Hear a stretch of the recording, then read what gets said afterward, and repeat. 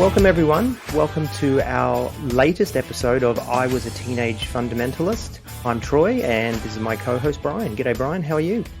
I am fantastic, and more so because of the guest that we've got on today, Troy, because both of us have a heck of a lot of respect for our guest. Do you want to tell us a little bit more?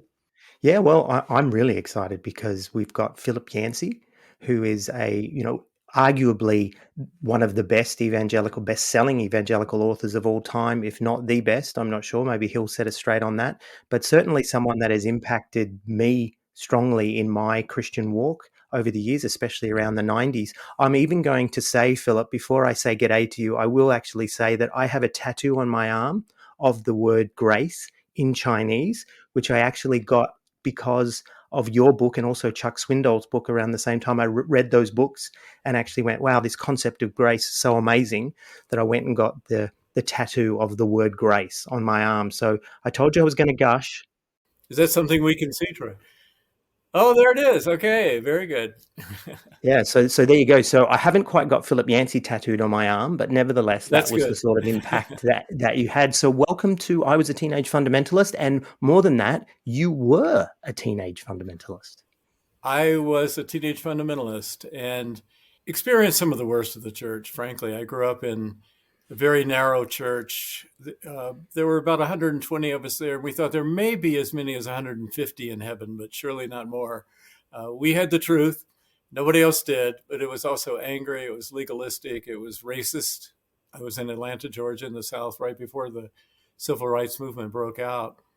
And I've been in recovery ever since. And frankly, Troy, most of my books are written about that recovery process, just trying to sort through what is worth keeping and what should I discard. And I've been very fortunate to be able to make a living just writing about the reconstruction of my faith. I didn't use that word back then, but people are now deconstructing and reconstructing faith. But that's been my career. I'm a freelance writer. I don't have any supporters. I don't have any boards. I just sit in my basement and write books about things I'm curious about. I think we've both said this, that your books really helped us, particularly at that time where we were trying to process the damaging effects of, for us, Pentecostal fundamentalism, which was an angry, exclusive type of faith. And it was something that was, I think, quite sheltered from the world and something that didn't reflect reality. So we really, I guess we both want to say we really appreciate your writing and the candidness of your writing, because as many of our listeners would identify, it really helps people to know that there's people asking the hard questions. Good. Times have changed. I did not have a Pentecostal background. In fact, those were some of the bad guys. We were suspicious about them, and Catholics couldn't possibly be Christians. And you got to worry about people like Episcopalians or Anglicans and Methodists. These mainliners. It was one of these independent fundamental Baptist churches, and we had the truth, and no one else did. Yeah, well, it's certainly something that's reflected in your new book, and we definitely want to tap into that in a minute. But I guess we were just having a bit of a chat before we started, Philip, and just letting you know who we were, who the audience was, and how we started. But I guess, for us, when we invited you to come on the podcast, we were quite clear we're evangelical, we're, constantly unpacking. What made you want to come on an evangelical podcast? I hope evangelicals would read this book. Many times I'm in a conversation, say sitting next to somebody on an airplane or in the lobby, a waiting room for a doctor's appointment or something, and we'll start chatting, and someone will say, "What do you do?" Well, I'm a writer. What do you write? And I'll give them some of my book titles and say, "Oh, Christian author, huh?" I say, "Yeah, that's right." "Oh, I used to be a Christian." "Well, what happened? You're not now?" "No." And they'll tell me their story. And it often involves the church's stance toward gay people or divorced people or science or just the judgment that they got, the hypocrisy they saw in the church. And I kind of lean back and say, "Oh, it's a lot worse than that. Let me tell you my story." And they say, "Wait a minute, I thought you said you're a Christian author." And I say, "Well, I am." And I finally had to discard a lot of what I was taught in the way it was taught. But I think it wouldn't be a good trade if you really believe there is a God and you have a connection. It's possible to have a direct connection with that God, to let somebody in church offended you by 30 years ago to affect you from having that relationship.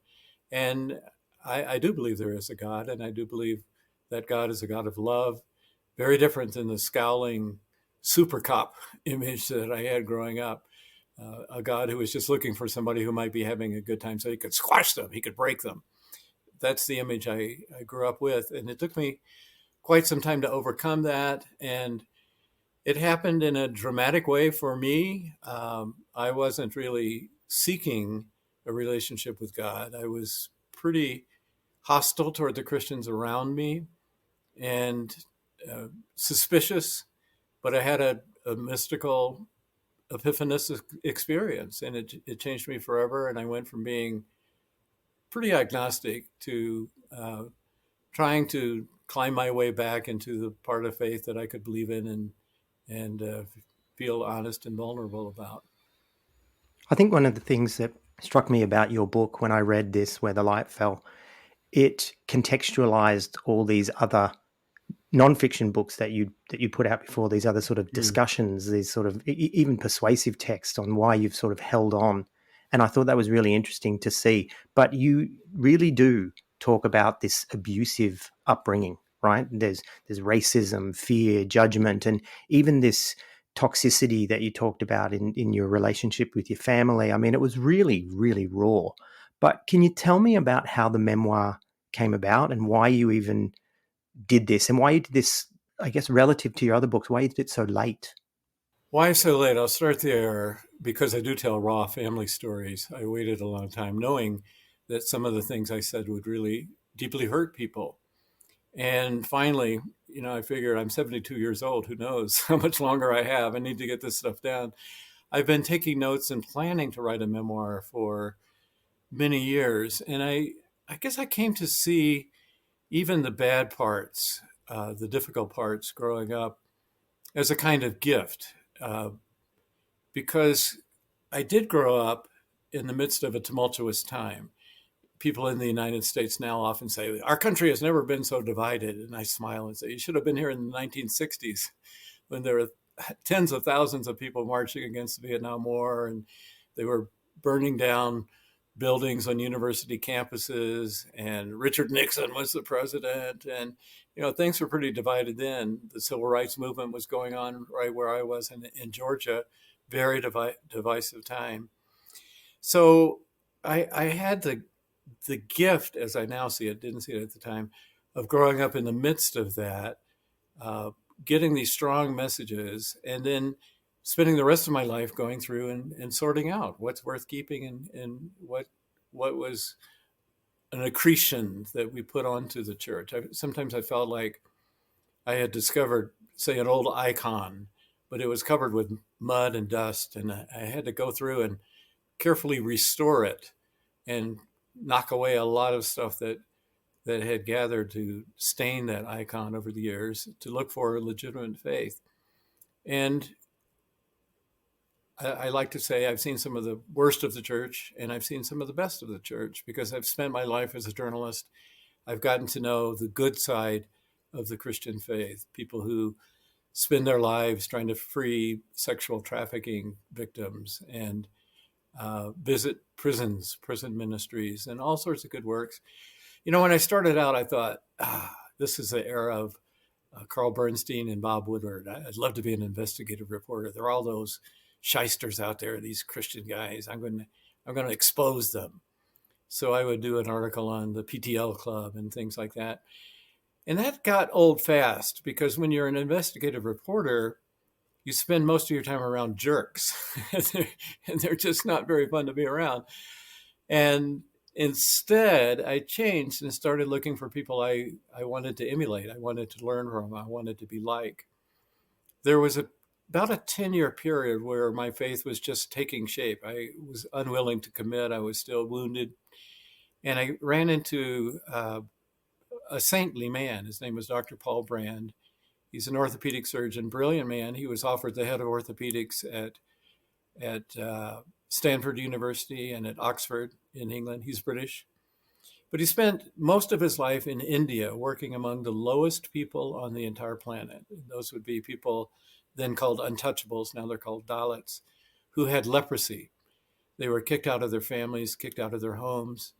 And here was this man who was enlarged in every way by his faith. He was a humble, grateful man. He never complained. He was joyful.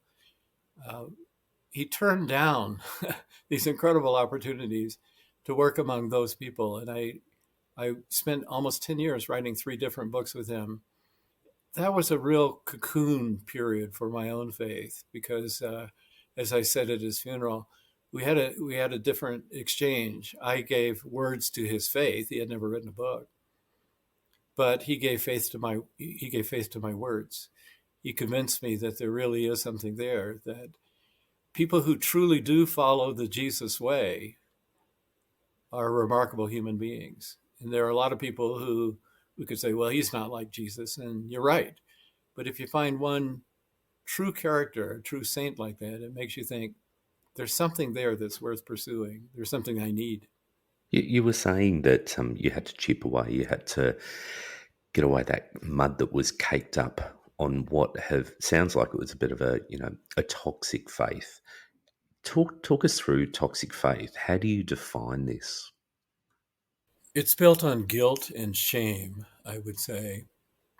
We had this little church, as I mentioned, about 120 people, and we'd hear the same sermon every week about how terrible we were, how sinful we were, how we're dangling over the fires of hell. And if we do one more thing wrong, then that angry God is going to drop us into those fires. And God takes great delight in punishing people.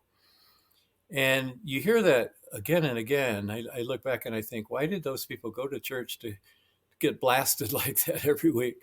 And I later decided, even in that church, there was a sense of community. So if your house burned down, if your husband left you or beat you as an alcoholic, where would you turn? And we had each other, and we were separate from the world. That was important. You guys probably understand that. Come out from among them and be ye separate. So in those days, that was mostly a matter of not doing a lot of things that the world did, not going to movies, not roller skating. It looked too much like dancing, not bowling because they might sell alcohol in the bowling alley. We were different. We didn't go to movies. And I tell one story in the book about when we had an afternoon off in my high school literature class to go see Othello, this new play with Laurence Olivier. And of course, I couldn't go because that was a movie. Christians don't go to movies. And so I had to stay home and write a paper about Chaucer while everybody else got to skip their classes and go see a movie. And you grow up with that sense of I'm different. And there was a bit of a pride to that. I'm different. I'm better. I'm pure. And you get that a lot. People say Christians are holier than thou. And I understand that because we did think we were different in a good way. And then later I realized that I had missed out on so much of life, that we're not here just to grit our teeth and survive until the other side, till we get to heaven. We are here being graced by God's good gifts. The title of my book is Where the Light Fell. And that comes from a quote by St. Augustine, who said, I couldn't look at the sun directly, but I could look on where the rays of sun fell. And I couldn't look at the light directly either. I had been scorched by it. I had been scorched by the fierce messages that I grew up under. And it was really through 3 things: through the beauties of nature. My solace in a dysfunctional family was to go out in the woods and explore and dig for insects and catch butterflies and things like that. And I was always attracted to nature, loved animals. And classical music was another place. One of my all-time great experiences was in your country when I went to the Sydney Opera House and heard a piano performance by Lazar Berman, the great Russian pianist. And in that setting, with that unbelievably wonderful music, Liszt's Transcendental Etudes, as I recall, those were peak experiences for me. And then romantic love. And when I experienced those things, I realized that the church had lied to me, that life is not something you just grit your teeth and try to get through. And God is not this scowling creature up there trying to keep you from having a good time. Augustine uses the Latin phrase dona bona, good gifts, God's good gifts. And around that time, I came across a statement from G.K. Chesterton, who said, "The worst moment for an atheist is when he feels a profound sense of gratitude and has no one to thank." And that's how I felt. I was feeling deeply grateful. I was feeling uh, renewed and nourished by these good things that didn't just appear. The good planet we lived on, love, and became convinced the church had truly misrepresented God to me. And I wanted to know the creator responsible for my body, for the planet, for so many good things that I was experiencing. And that was kind of the preliminary that made me open, at least, and softened me, because I had become pretty hardened as a result of finding a way to survive that toxic church. When I read your book, I was expecting it to be more about church. I was expecting it to be more about the things that you actually experienced in the congregation. I was quite surprised that it wasn't. It was actually more about the dynamic of yourself, your mother, and your brother. I mean, you grew up under profound poverty and also the religious indoctrination. But one thing that I thought was really interesting was the story you tell about where it all began, at least the poverty with the passing of your father. And I think that might be interesting for people to hear. If you could tell us about that story. Yeah, and as I say in the book, it's a secret I didn't know for 17, 18 years. I was 1 year old when my father got sick. There was a pandemic going on back then, not coronavirus, but polio. And in many ways, it caused even more fear and hysteria because it mostly affected children. And there are still a lot of people around the world who are on crutches or feeling post polio syndrome of some sort. It was a deadly disease, killed tens of thousands in my country every year. And my father was one of the unlucky ones. He wasn't a child. He was 23 when he contracted polio. Franklin Roosevelt, our president, was another one. He was in his 30s. And he was planning to be a missionary in Africa. So, a very devout man. He had been converted rather dramatically while in the Navy and woke up one day and couldn't move. So they took him to a hospital and they said, well, there's only one hospital in Atlanta that can treat you, and that's a charity hospital. So he was shipped over to the charity hospital where he was in an open ward full of these iron lung machines, these big metal cylinders. And he lay in there. He was so paralyzed, not even his lungs could move. He couldn't get his diaphragm working. So the machine would pump air in and out, make a vacuum and force his lungs. And it would keep him alive, but not much of a life. He would just lie there, couldn't move even his head, couldn't read a book. There were no TVs in that ward. So he just lay there and stared at the ceiling for more than 2 months. Well, all these people were praying for him. He was planning to be a missionary. So they became convinced that God wouldn't possibly take a person with such potential, such religious potential. So they became convinced he would be healed, and they prayed for God to heal him. They believed in healing. And I knew, of course, that he died. What I didn't know the backstory. And I found that out when I came across a clipping when I was 18 years old from the Atlanta Constitution, the big paper in Atlanta. And in that clipping, they described this man with such great faith that he had himself removed from an iron lung against all medical advice and truly believed he would be healed. And it was a very upbeat article, and he was removed to a little chiropractic clinic. The doctor felt he could teach him to walk again. And then I looked at the date of the newspaper, and it was 9 days before he died. I knew the day that he died. And for 17 years, that secret had been kept from me. In a sense, my life was started and affected deeply by a theological error. People took on the prerogative they didn't have, prerogative of God to decide when someone's going to die and when someone's going to live.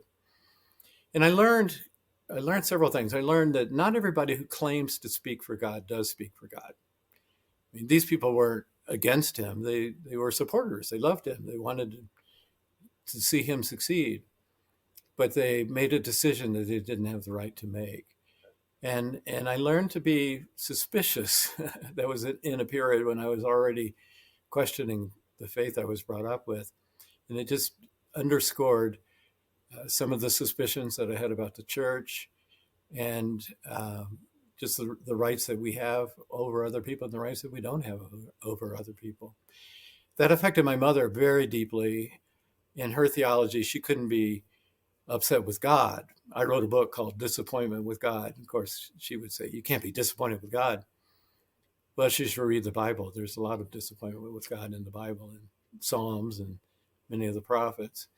But she didn't have a place for that in her theology. And I can only imagine the guilt and the sense of betrayal that she felt. You know, she participated in her husband dying. She was part of that decision.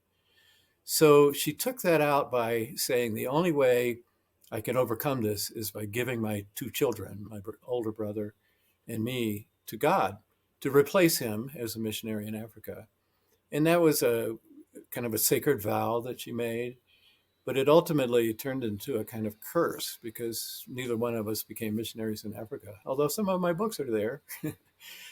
But as we weren't following the script, the important script that she had laid out for us, she kind of went off the rails. And what was a vow became a curse when my brother started doing things she disapproved of. It became a curse. And they haven't seen each other in 52 years now. So one of those deep family rifts. And my brother and I went very different directions. Here we were, raised, of course, in the same family, in the same church. Being the older brother, he took things on. He would fight, he would argue. And when you're a kid, you usually lose. And then I would watch this and had to come up with a different approach. And so I kind of, what I call turtled down, created a hard shell against me, trying to keep people from getting to me. And that helped me survive. It wasn't a healthy way, but I did survive at least. And ultimately, he dropped out of a college his very last semester, never finished.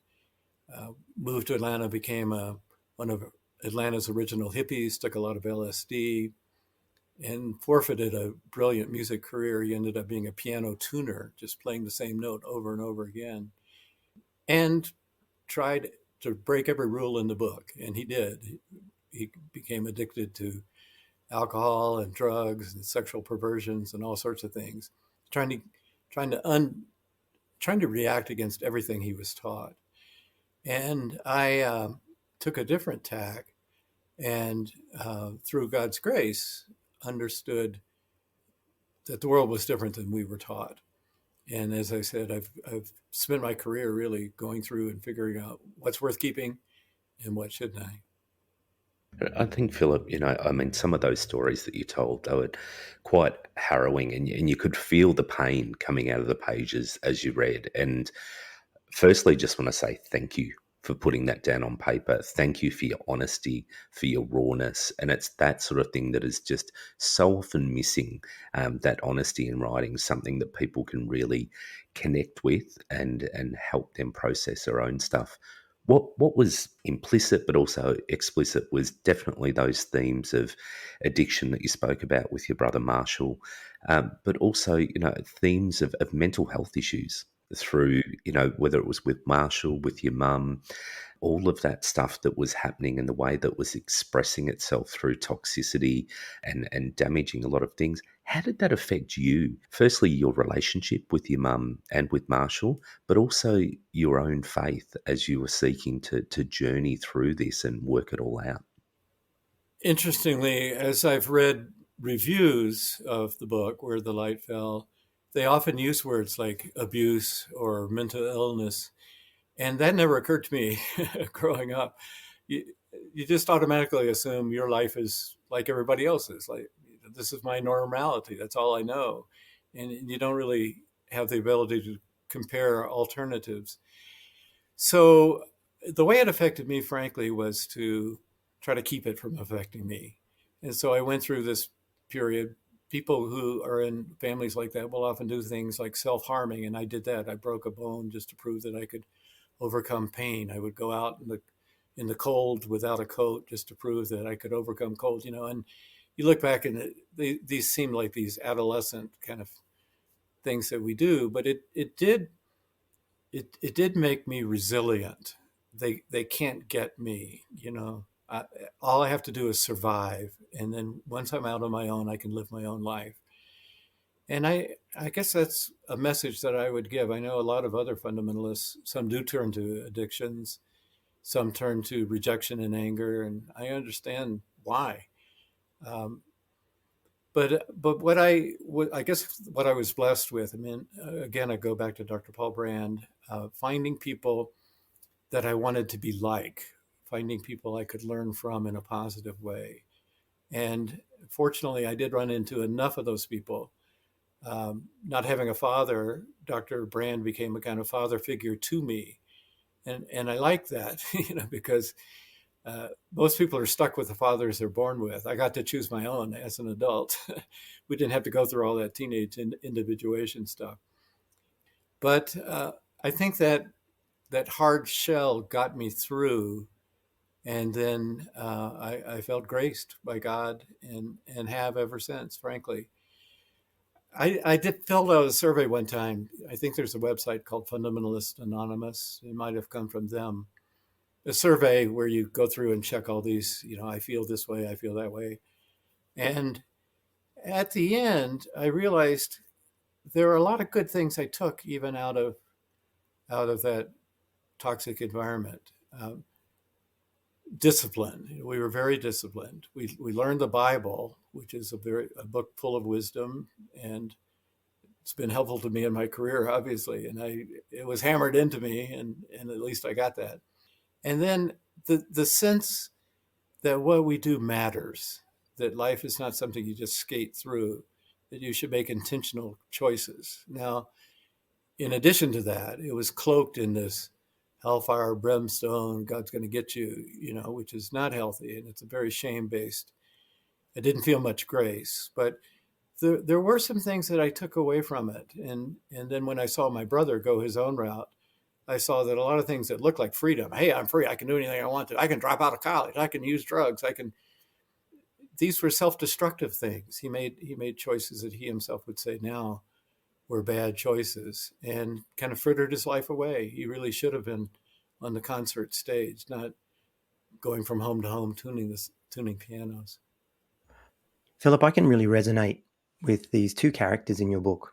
One, your mother, who seemed to be addicted to fundamentalist religion, and I will intentionally use that word, addiction. And then on the other side, you've got Marshall, who seems to be addicted to other things, drugs and sex. And talk to me about that, about those two extremes, and you growing up seeing those two extremes, and you trying to choose that middle path. Yeah, that's a very good insight, Troy, because both initially promise freedom, but they end up with a kind of slavery. So my brother felt, I'm free. I can do whatever I want. And he did. But gradually those things controlled him. He didn't control them anymore. And he struggled with that ever since. And the same is true of toxic religion. I mean, they promise freedom, but when you get inside, you realize there are 5,000 rules you have to obey, and you don't feel free at all. And Jesus said, I came to bring you freedom. And if we're not free, then we're not following Jesus. He said, the truth shall set you free. And the truth that I was taught growing up certainly didn't set me free. It just made me smaller and smaller and smaller. And he said, the very word gospel means good news, but it sure didn't sound like good news to me. There was so much guilt and shame. And how do I negotiate between those two? Well, I guess on both ends, I saw what I didn't want to be like. I didn't want to follow my brother's path. I saw how self-destructive that was, and I didn't want to follow these, the extreme fundamentalist path, because I saw so many holes in it. It didn't add up with what I was learning about science. It just didn't correspond to the reality that I had come to know. And it was through finding a few people who showed me what that middle path looks like that I had some models. Maybe I can be like this person. Maybe I can learn from that person. There's an American author you may know. His name is David Brooks. He writes for the New York Times. And in one of his recent books called A Second Mountain, he says there are two kind of virtues. One would be resume virtues, and that's why we in the West spend so much time on. Of course, you guys aren't in the West, but Western culture, you know what I mean. That is what school you went to, what kind of car you drive, what kind of job you have, how much money you have. You know, these are things you put on your resume to look good. And we spend so much time going after those things. He said, funny thing is, when a person dies, I've never heard anyone, he says, stand up and say, oh, this guy was so smart. He bought Apple stock at $100 a share, and now it's worth $1,000. They talk about a different kind of virtues, legacy or eulogy virtues. He was kind. He was good. He was a family person. He cared for his children. He went to a homeless shelter once a month, you know, that kind of thing. And I kind of, that's one thing I took away from my church environment, that the American dream of chasing and accumulating and that whole celebrity entertainment culture is pretty shallow. Don't spend my time chasing that or being sucked into it. Go for things that matter. And those would be the eulogy virtues. And that was a lesson that I took away. And then I gradually met people who showed them in a healthy way, not an unhealthy way. You know, when we look at you in comparison to a lot of Christian public figures, there seems to be a bit of a paradox with you. I mean, you really. I mean, certainly we've heard that your book, "What's So Amazing About Grace," it was really well received by the gay community, and you're very open about your friendships with gay people. As an evangelical, quite often, like there's a lot of opposition to homosexuality and any lifestyle that might not reflect the very narrow box. Tell us about how you reconcile with your self-description as an evangelical and your close friendship and relationship with the gay community. Right. Well, that came about unexpectedly. I would say one of my 5 best friends in the world was a man named Mel White, who was part of the evangelical community. He taught at Fuller Seminary, a major evangelical seminary, and wrote books with, he actually wrote books with Billy Graham and Pat Robertson and Jerry Falwell and Corey Aquino, of all people. So he was a ghostwriter, and he would take on their persona and write books.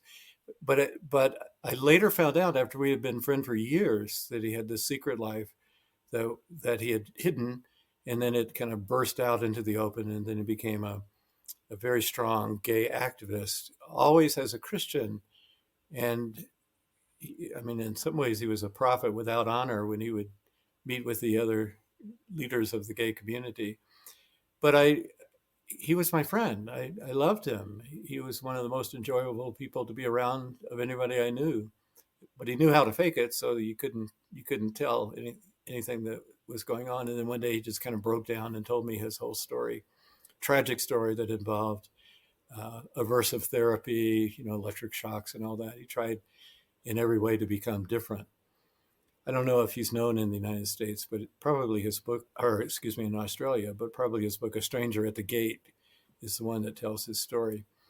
And he became a strong activist. He would lead protest movements in Christian colleges and chain himself to the fence at Focus on the Family and do all sorts of things.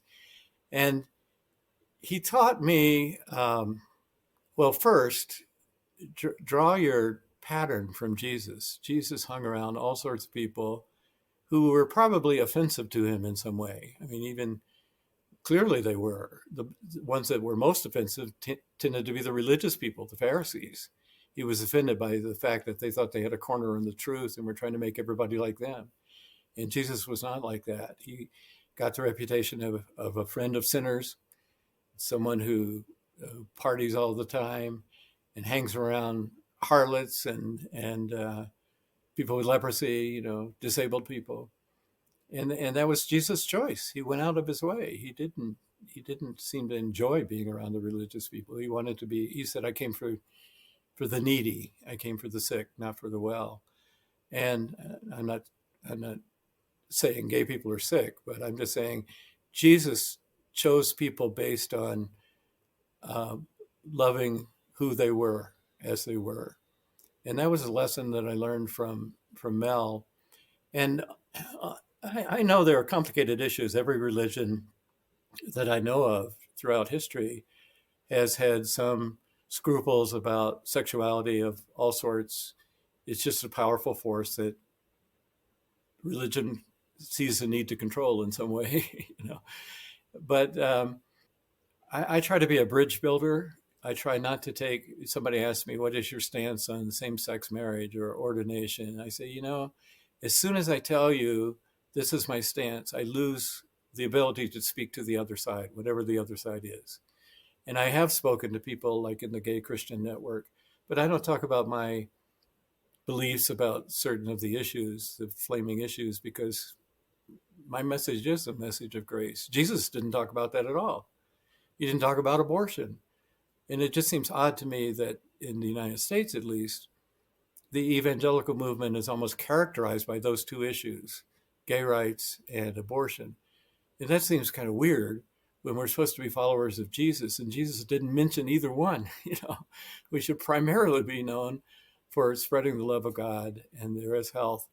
And no matter where you are, you can be transformed, you can be made new. That's the good news of the gospel. And we also don't understand, we spend so much energy trying to clean up society around us. And I don't see Jesus, or Paul for that matter, concerned at all about cleaning up the Roman Empire. They just assumed the Roman Empire was going to have a different set of values than they. And their job was to create a pioneer community that showed how we should live, how God wants us to live. And that's what happened with the early Christians. And after a couple centuries, people said, I like the way they live better than the way we live. You know, I want to be one of them. And this tiny little sect, just a division of Judaism, as the Romans saw it, took over the Roman Empire because it looked like a better way to live. This idea of legislating morality for everybody around us, I don't see anything in the New Testament that would support that. We should just show the world why we believe our life following Jesus is better than alternatives. You know, for my own journey, Philip, when I was reading your books, this is in the late 90s, I was on a journey out of, you know, fundamentalism to a more moderate evangelical position. I think there's a lot of listeners that are in that journey right now. They're in that position themselves. How would you respond to fundamentalists, or even, dare I say, evangelicals that would say, you're too liberal, you're too progressive, you're not even a real Christian anymore? How would you respond to that? Well, I do get that. I get those emails. And I created a firestorm the other day. A reader or a writer that I read regularly is named Richard Rohr. I don't know if you know that name, Rohr. He's a Franciscan priest, and some people think he's kind of new agey, uh, but he's just a wonderful man, and he comes up with some great insights. And I quote him regularly on my Facebook site and on my blog. And every time I do, people jump on it and say, you know, how can you be a Christian? And quote Richard Rohr. I try not to answer those people, frankly. I would just say, I understand that you think you have it all figured out. And at a certain point, most of us do. I certainly did when I was in the mindset that you're showing me now. But that's not the way to convince anybody. The way to convince people is to demonstrate the qualities that Jesus did: openness and love and tolerance. And let's start there, and then we can talk. In the United States, it's become so political, you know, so politically divisive. And I was going to say earlier, the church I grew up in, we were defined by our behavior. It was different than the behavior around us. Now, in the United States, at least, it's almost defined by politics. Even issues like vaccines or wearing masks, you know. If you're on one side, then you judge the other side. I don't know how these things happen, but here we are. And Christians shouldn't be. Jesus, in his last night with the disciples, said, The main thing I want you to do is show unity to the world. The mark of a Christian is love. Man, when I go around and ask people, as I do sometimes, what's the first word that comes to your mind when I say Christian? I've never once heard anybody say love or unity or grace. It's usually an anti-word. They're anti this, anti that, or they're judgmental, or they're hypocrites, or holier than thou. And some of that's unfair. The media loves it, but I just don't hear people in my country. Now, when I travel to Africa, when I travel to the Philippines, and I say, "What's a Christian?" or even India, usually I get a positive response because missionaries have blazed a trail with orphanages and clinics and hospitals and digging wells and teaching agriculture. We've done a better job. So in those developing countries, majority world countries, the gospel, as they understand it, really does first sound like good news. It sounds like something I want. I mean, you've certainly taken the conversation in a direction that we've spoken about before. And if you look at the Trump example and the Trump phenomenon and what happened with evangelicals and the right during this period, and obviously has continued into now, we saw things. If you were a Christian in moderate circles, you would have seen a lot of the Trumpisms as something that was very anti Christian, yet we saw 81% of evangelicals voted for Trump. There was something that they saw that he displayed what they believed was Jesus like qualities. How do you think that's affected this shift that is happening there at the moment? There's a real shift. I mean, 10 years ago, 75% of Americans identified as Christian. Today, that is 63%. Do you think that shift, that move away from people identifying as Christian is because of that real angry rise that we're seeing come up through the evangelical right? I do. And I think the temptation of being in the corridors of power is one of the most difficult things that the church deals with, and one of the things we've done worst over history. I'll give you a very different example because we're talking in the midst of the war that's taking place in Ukraine, and Vladimir Putin was welcomed by Christians, even evangelicals who would go over there as missionaries. He's trying to clean up society. He rebuilds these churches, whereas under communism they had persecuted and torn down the churches. And then he made a pact with the Russian Orthodox Church, and gradually all the evangelical and conservative foreign missionaries were kicked out. And the Russian Orthodox Church is one of Putin's biggest supporters. I'm sure they're cheering him on in Ukraine. And that's what happens when church and state get in bed together. State always wins, church always loses. And we've seen that in the United States. To me, it started kind of back in the 70s, maybe. Jimmy Carter was elected.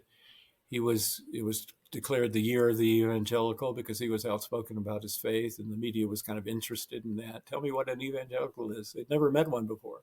They live in New York, and then it kind of got co-opted by people like Jerry Falwell and James Dobson and people in the religious right. And evangelicals were defined by the religious right. That's a political description. Well, Christians should never be defined by a political description. And another survey that came out about the time Trump was elected was before Trump was elected, 70% of evangelicals felt that the moral character of a candidate was one of the most important measures of whether you should vote for him. After Trump was elected, that dropped to 30%.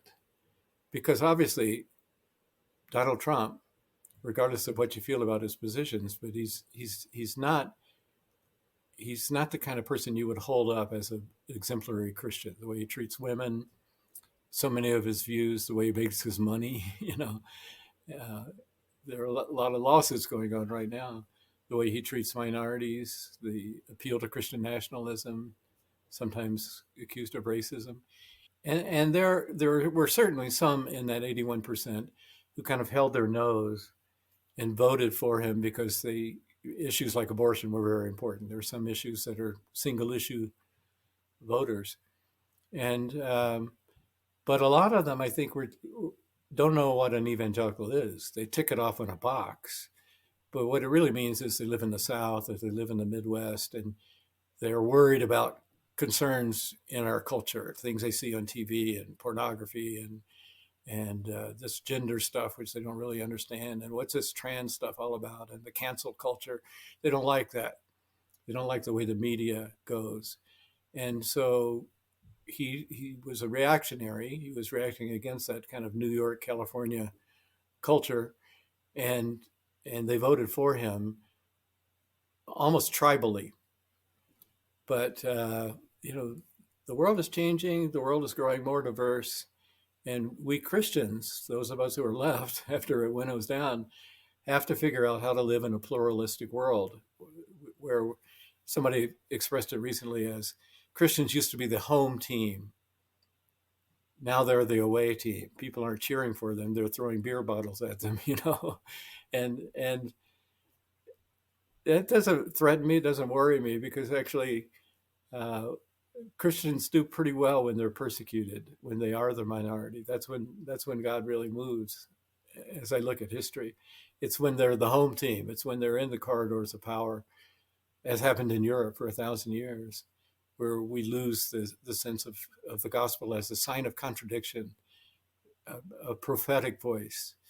You know, Martin Luther King was so strong about that. We're the conscience of the state. We're the prophets. We can't be beholden to this party or that party, this position, that position, because we take our orders from God, he would say, not from the head of the party. I mean, you've described that behaviour of evangelicals, which is it's been quite repulsive, to be quite Mm. honest, when you reflect on it. Do you still consider yourself to wear the badge of evangelical when you've seen that behaviour? Well, again, that word means good news. It was initially used by Roman emperors who were propagating good news, and then taken over evangelion. And in most of the world, it's still good news. I know the person who's head of the National Association of Evangelicals in the United States. He's of Korean descent, fine man, Walter Kem. And he recently returned from the World Evangelical Congress.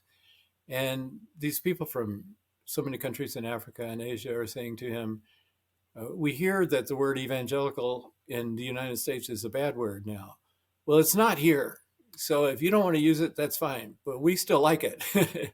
We still believe it's good news, and people in our country do too. So I do cling to it because I am pretty conservative in my theology, not so much in my politics, but in my theology I am. And I do follow the Bible, and I want to be like Jesus. And that's what an evangelical should be, I think. The media, when you say the word evangelical, all they know is, oh, those are the 80% who voted for Donald Trump. And so they look at it through a political lens and they immediately judge me. Well, they don't have the right to do that. But at a certain point, it may mean the opposite of what I mean by it. In that case, I'll have to let go of it. But I cling to it as long as I can. Philip, coming back to your book, one of the things that I noticed about it was you didn't get into theology. You didn't dig into that at all. How is your relationship now with your mum and with your brother Marshall? Because they're still in their respective camps, is that right? Well, they are, but there has been some movement even since I turned in the manuscript. I turned in the manuscript in May or June of 2021.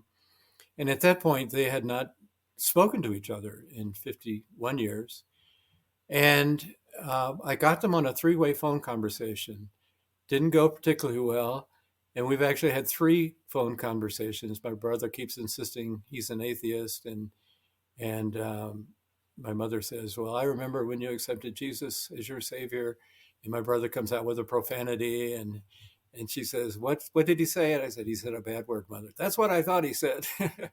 So that's kind of how the conversation goes. But then, remarkably, remarkably, after that, this would have been only maybe 6 weeks ago. The book has been out for several months. He sent her a three-word card. He's afflicted by a stroke. He has to use his left hand. He used to be right-handed. So it's hard for him to write a card, stick it in an envelope, do all that stuff. And it had just 3 words on it: I forgive you, which I would never have predicted. I mean, he did this all his own. No one was prompting him. And someone had convinced him, until you can reach that point, she's going to be hanging like a chain around your neck. And you're the only one who can release that chain. So for your own sake, forgive her. Don't let her dominate your life. He's 74 years old, and here she is dominating his life. I was with my mother just a few weeks ago. She's about to turn 98. She's she's a 98-year-old person and was recently put on hospice. She doesn't have anything terminal, but she's failing in ways. So they put her on hospice to have extra help come in and help. She's heard some things about the book. She can't read. She's got macular degeneration. And it softened her. She actually said, maybe I messed up some things, which is a huge admission for her. And my brother feels very validated by the book. It portrays him. It shows him, I hope, in a sympathetic light, why he made some bad choices, but it shows why he did. He had some good reasons to make bad choices. So here for years, I've been afraid to write this book, and certainly afraid to publish it, because I wondered how it would affect my family. But so far, it's been a positive effect on both ends. So there's still hope. Do you think that's a bit of a flag for honesty, honest conversations at any cost are worth it? At any cost, I don't know if I go that far, but yes, wounds only heal when they're exposed to the light. If you keep something covered with a Band-Aid real tight, it may never heal. You've got to eventually expose it to the atmosphere. And maybe our psychological wounds are the same way. And often you need a professional's help in dealing with those wounds. I think of some of the people who listen to your podcast. If not a professional help, at least a support group, something like that can help you process and give you support as you dig stuff up, because it can be scary. I did find the process of writing, in my case, therapeutic, though. My wife would be worried about me. I'd go out there and writing about my brother attempting suicide, and I'd come back, and because I go out into the mountains in a little cabin to write. When I come back, she'd say, "Are you okay? Are you okay?" I said, "Yeah, I feel great," because I dealt with it, and it fits into a pattern I understand now, and I think that's what memoirs do. One of the things I like best, I've gotten hundreds of people who've written me, and almost every one of them tells me their story. Memoirs evoke. They strike a chord of resonance in us as readers. And they're as much about the reader as the writer. I mean, you learn more about me than you need to know, but in the process, I'm bringing to the surface your own story. It's different than mine in some ways. In some ways, they overlap. And so I found the writing of the memoir a very healthy therapeutic act. It's interesting because when I was looking at the book, and down in the bottom corner it said, I think it said Hodder, Staunton, religion. And I was thinking, this book isn't really a religious book. It's a memoir. And I think whether this was intentional or not, it's been very clever the way that I think an evangelical, and even a Trump supporting evangelical, can read this book and not be offended. And then even, the Marshall type, the ex-evangelical, can read this book and not be offended, because you're just telling a story. And I think there's a lot of, you certainly bring your perspectives and your own personal judgments, but I think you allow the reader to engage that. And I guess I want to really stress that as we, speak to our audience through this podcast, is that this book isn't going to trigger you, not in the way you might think, that it's, coming from a pushing an evangelical barrow or pushing a Christian barrow. It's really telling a story. And I think in a lot of ways, for a lot of us, whether we were raised in it or whether we joined later on, it's about fundamentalism, and it's about the damaging effects of fundamentalism. So I really want to thank you for it, because I did think it was great, and I was reading it ready to be triggered. It truly was. And yet nevertheless, it wasn't. And also it reminded me of what you did for me in the 90s as an author in helping me journey from damaging Christianity to a less extreme version. And then, you probably don't like to hear this, that eventually I stepped out completely, but nevertheless, your place in that journey was really important and really key. And I'm not for a minute saying you led me out of Christianity, not at all, but you led me to a point where I could question. And that wasn't something that I had, exposure to as a fundamentalist. So thank you for that, Mm. Philip. Boy, that means a lot. It really does, Troy. I all of my books to this point have been idea-driven books, and when I started to write this, I decided I just got to tell a story. And so many Christian books wrap up at the end. Everybody lives happily ever after, and that's not my story. So I wanted to be faithful to that, and um, I learned a lot in the process of writing. I had to keep going through and taking out commentary. I'm so used to adding that, and I had to take it out, take it out, take it out, and try to just tell the story. That's what I wanted to do. For some people, it's going to seem like a very weird story. For some people, it's going to be wistful and nostalgic, because I'm sure you both could tell me experiences like at a youth group or summer camp or something. You look back wistfully on some of those things that come to the surface. We all have that. Any of us raised in a religious background, we have that in our past, and yet some people can't ever look back on it with neutrality. It's so poisoned by the other things that came with it, and we're all going to go through that sifting process of, I'm going to keep this, and I'm going to discard that. My advantage, I guess I'd say, is that's my full time job. you know, uh, Most people go to work and then they think about things in the evening or on Sunday if they're Christians, but I think about them all day long. So if I can help somebody find their own path of reconstructing, then that's what I wanted to do. Thank you for that, Troy.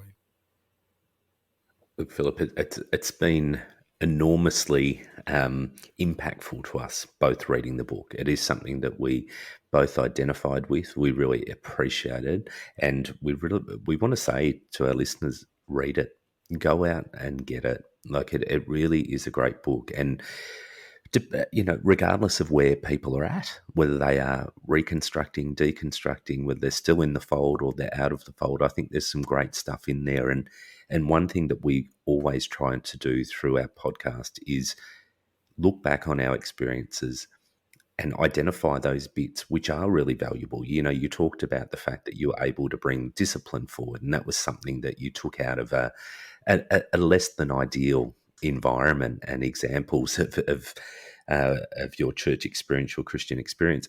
We're the same. Like, we try and find those good bits, and there's plenty of them to bring forward. And we've certainly been able to employ a lot of those things that we learned. Brian, I've even got a Philip Yancey tattoo in Chinese on You my arm, have. right? And I think post this interview, I'm not going to get it removed. So all good. Absolutely not. And look, I think that is one thing that resonated with us, is that through all the crap that has happened to you, that you've been able to hold fast to something. Some of our listeners, many of them might not disagree with what you've held on to, but Mhm. you've been able to process it. You've been able to deconstruct, and you've been able to reconstruct in a way that is, for you, it's healthy, and it's a great way forward. And that's what we want for people. We want people to be able to reconstruct in a way that is helpful, that is healthy, and that they're not staying in that unhealthy space that really does nothing to yourself but damage yourself and others around you. Yeah, and that's why, we have atheists, agnostics, Christians, and for us, it's not about the destination. It's more about a trajectory. So that's why we're really happy to have you on, as well as to fanboy you a little bit and say, wow, we had your books, and we loved the impact that you had on us at one point. And so, there are things that we can draw from that time which were positive, and genuinely, not just saying that because you're a guest on our show, genuinely you had a really positive impact on us. So thank you for all that you've done. Well, you're very kind. And the fact that your podcast is so well received and successful is an indication that a lot of people need that.